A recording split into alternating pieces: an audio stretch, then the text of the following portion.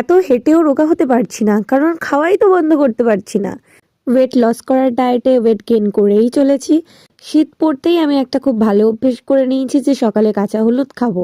গুড় ছিল না তাই বাতাসা দিয়েই খেয়ে নিয়েছি। এটা মধু দিয়েও খাওয়া যেতে পারতো। আমি কিন্তু হলুদ রোজ খাই না, একদিন ছেড়ে ছেড়ে খাচ্ছি। আর প্রত্যেক দিন সকালবেলা ঘুম থেকে উঠে আমি প্রথমেই উষ্ণ গরম জলে লেবু মধুর জল খাই। আর এর উপকারিতা তো তোমরা প্রায় সবাই জানোই। ওই যে বললাম না, ওয়েট লস করছি না, গেইন বুঝতে পারছি না। যেদিন থেকে খাওয়া কমিয়েছি ওই দিন থেকে পছন্দের জিনিসগুলো বেশি বেশি বাড়ি আসছে।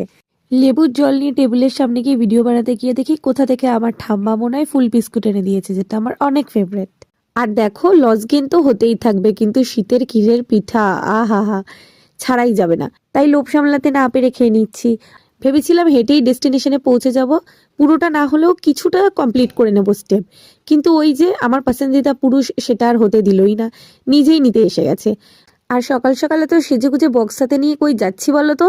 আসলে কাল ছিল উপেনের বার্থডে, আর ওর বার্থডেটাকে অনেক স্পেশাল করতে আমার বোন আর মিমির নাজেহাল অবস্থা হয়ে গেছিল।